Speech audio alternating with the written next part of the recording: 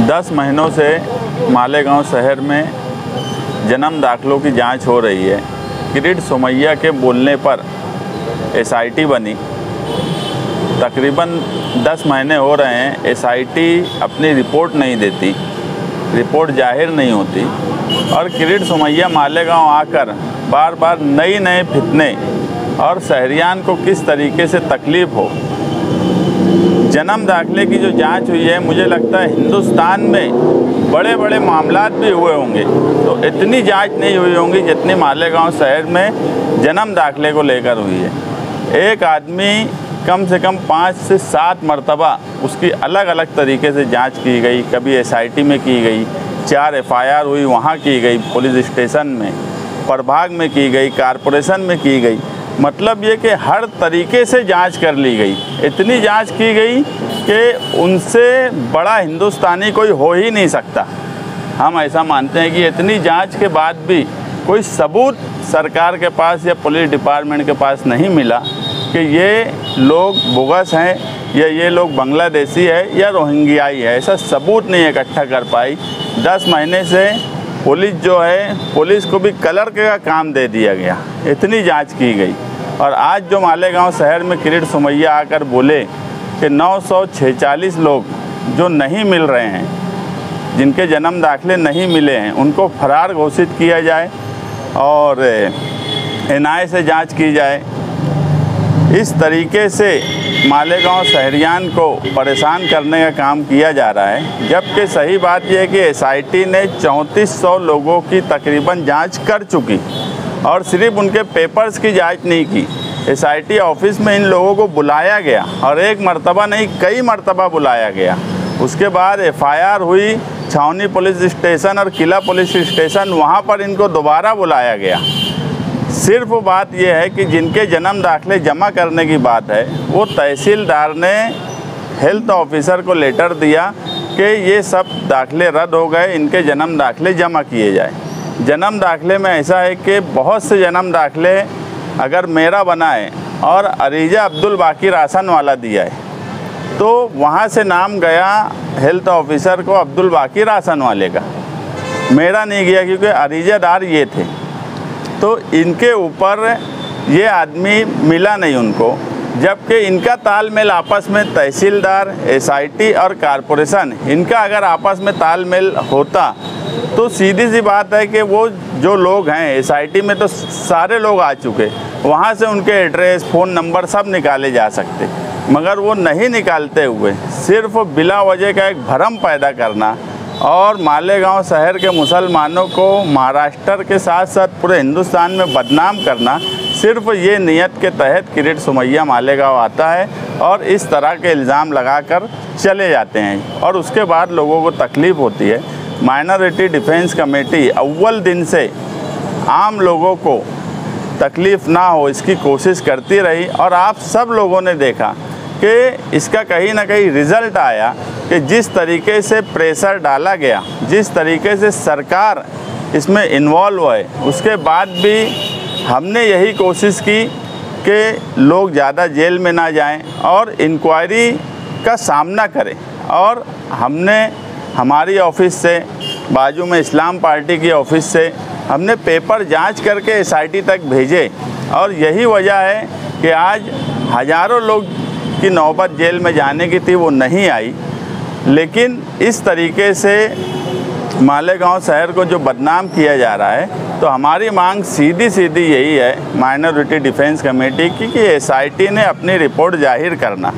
और दूसरी बात, जन्म दाखिला जो रद्द किया गया, एक भी जन्म दाखिला ये बोलकर रद्द नहीं किया गया कि ये जन्म दाखिले में ये गलत तरीके से बनाया गया या इसके अंदर ये पेपर्स गलत दिए गए इसलिए जन्म दाखिला रद्द किया जाता है। ऐसा एक भी जन्म दाखिला नहीं है। जन्म दाखिला रद्द करने की सिर्फ एक वजह बताई गई कि नायब तहसीलदार को पावर नहीं था और उसने जन्म दाखिला दिया है, इसलिए जन्म दाखिला रद्द हुआ।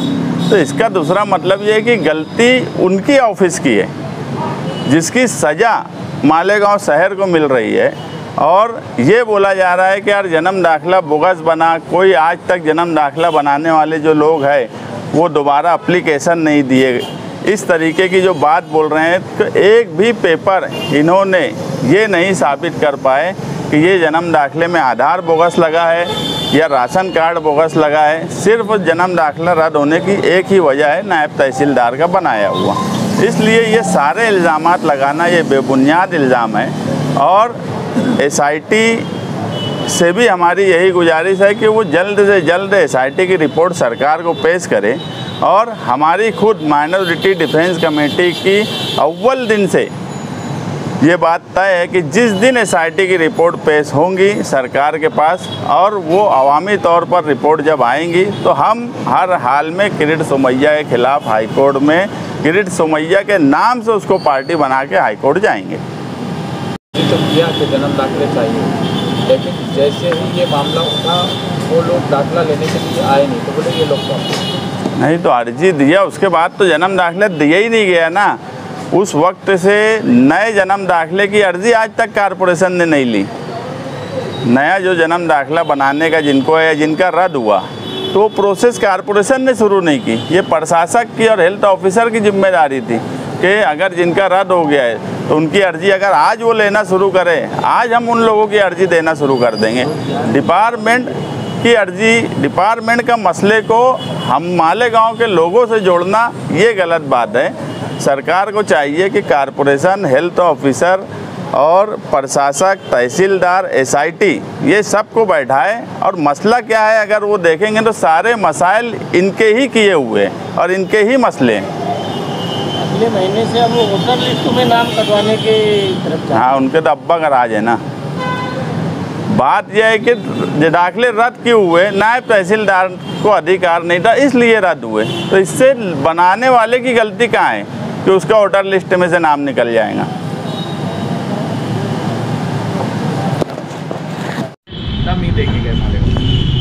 मुस्तकीम डिग्निटी साहब ने आप लोगों को पूरी तफसील बताई, मैं उसको रिपीट नहीं करता हूँ।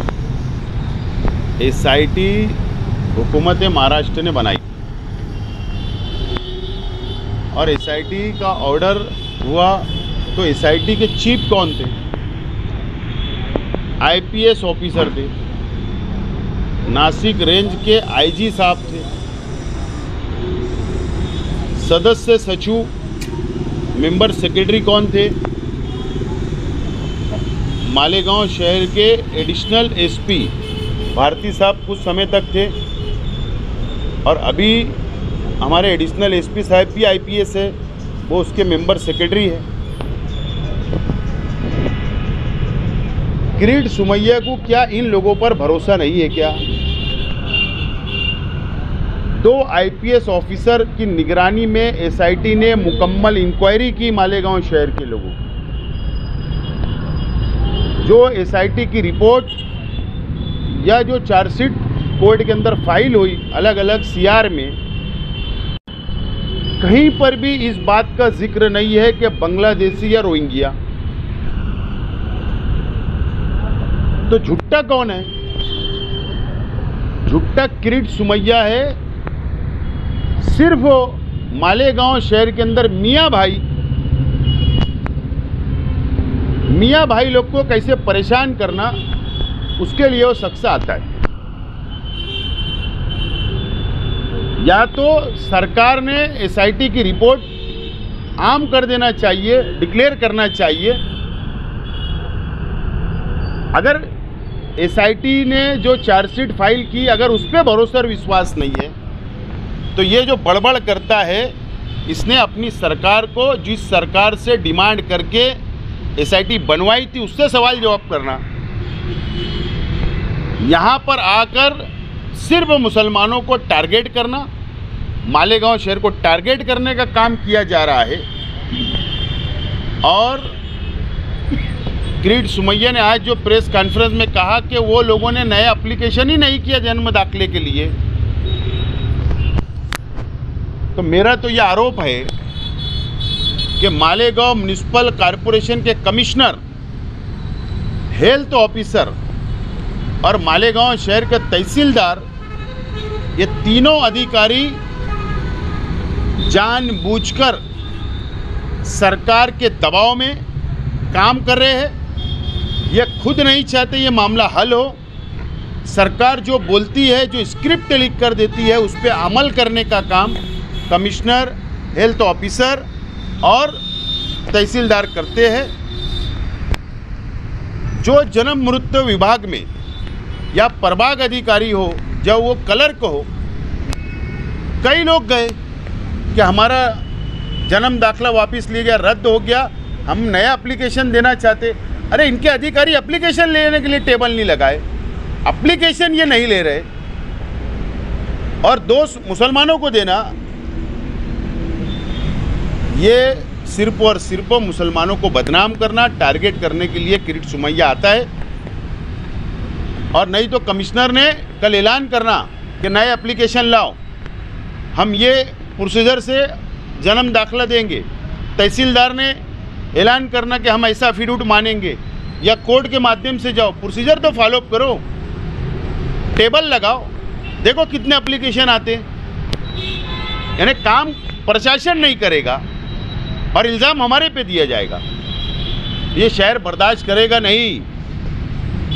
हमको भी संविधान ने झंडा और डंडा दोनों दिया है, हम बर्दाश्त कर रहे, तो इसका मतलब ये नहीं है कि हम कुछ नहीं कर सकते। तो अब हमारा इम्तिहान लेना बंद करना चाहिए। एसआईटी की रिपोर्ट डिक्लेयर करो, एकदम साफ तौर पर हमारा बोलना है। और मैं मालेगांव शहर की आवाम से, जिन लोगों को नोटिसें मिली, जिन लोगों ने जवाब दिया, जिन लोगों के जन्म दाखले जमा किए गए, मैं उनसे अपील करता हूं कि डरने की ज़रूरत नहीं। माइनॉरिटी डिफेंस कमेटी पहले दिन से आपके साथ खड़ी है, आज भी खड़ी है और कल भी खड़े रहेगी। और हम लोग इन लोगों से लड़ेंगे, कानूनी तौर से भी लड़ेंगे, जमहूरी तौर से रास्ते पे उतरना पड़े तो उतरेंगे, लेकिन अब इम्तिहान लेना बंद होना चाहिए। और कमिश्नर, हेल्थ ऑफिसर और तहसीलदार ने जॉइंट प्रेस कॉन्फ्रेंस में लेना चाहिए, बताना चाहिए आवाम को। सरकार के दबाव में ये तीनों अधिकारी काम कर रहे हैं, स्क्रिप्ट लिख के दी जाती है और उसके ऊपर ये लोग अमल करते हैं, ऐसा मेरा स्पष्ट आरोप है।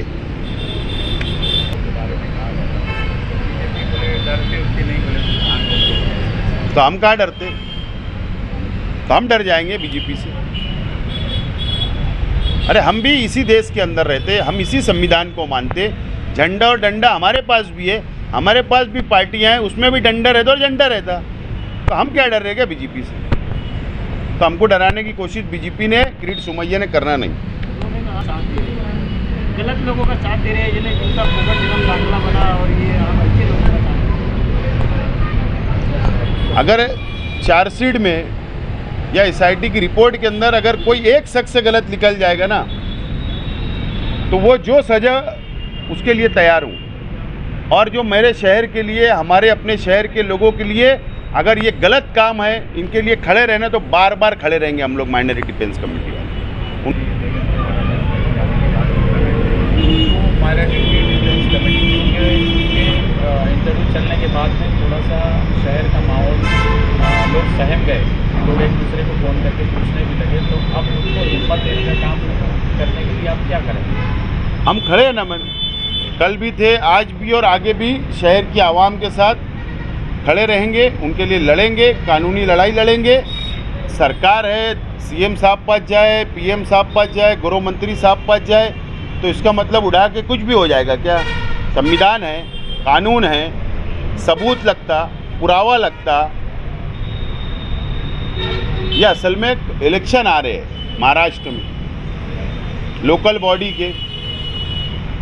मालेगांव को, मियाँ भाइयों को टारगेट करके ये वोट हासिल करना चाहते, महाराष्ट्र का इलेक्शन जीतना चाहते। क्योंकि अभी जो बारिश हुई, जो किसान परेशान है, शेतकरी परेशान है, तो बीजेपी को, शिवसेना को लग रहा कि हमारा सुपड़ा साफ होने वाला है। तो अब क्या करना? सीधी सी बात है, हिंदू मुसलमानों को लड़ाओ, बदनाम करो, वोट हासिल करो। इसके लिए किरीट सोमैया को स्पेशल सिक्योरिटी भी दी गई, इसलिए वो मालेगांव भी आता है, मुंबई जाता है, मस्जिदों के बाहर जाता है। ये धंधा उसका है, सिर्फ वो नफरत फैलाने का। पार्टियों के अंदर एमआईएम का भी नाम लिया। उन्होंने कहा कि एमआईएम, लेकिन मालेगांव शहर में तो एमआईएम ने कभी भी किरीट सोमैया के खिलाफ एक लफ्ज़ नहीं कहा। तो क्या ये जानबूझ के नाम लिया जा रहा है? अब ये तो किरीट सोमैया और एमआईएम के लोग ही इसका जवाब दे सकते हैं। शहर देख रहा है, देश देख रहा है कि अगर किरीट सोमैया के खिलाफ जमहूरी तौर पर अगर कोई लड़ रहा है तो माइनॉरिटी डिफेंस कमेटी लड़ रही है। कोर्ट के अंदर कोई लड़ाई कर रहा है, लड़ाई लड़ी जा रही है वकील लोग के ज़रिए, तो माइनॉरिटी डिफेंस कमेटी कर रही है। अगर रमज़ान में हज़ारों लोग को नोटिस गई, उनकी मदद किसने की? तो माइनॉरिटी डिफेंस कमेटी ने की। आंदोलन किसने किया? तो माइनॉरिटी डिफेंस कमेटी ने की। धरना किसने दिया? तो माइनॉरिटी डिफेंस कमेटी ने की। सब जानते हैं, लेकिन असल में बीजेपी चाहती कि हमको फ़ायदा मिले और सेंट्रल असेंबली हल्के के अंदर माइनॉरिटी डिफेंस कमेटी की पार्टियों को फ़ायदा ना मिलते हुए सामने वालों को मिले, तो इस तरीके की मिली भगत हो सकती है।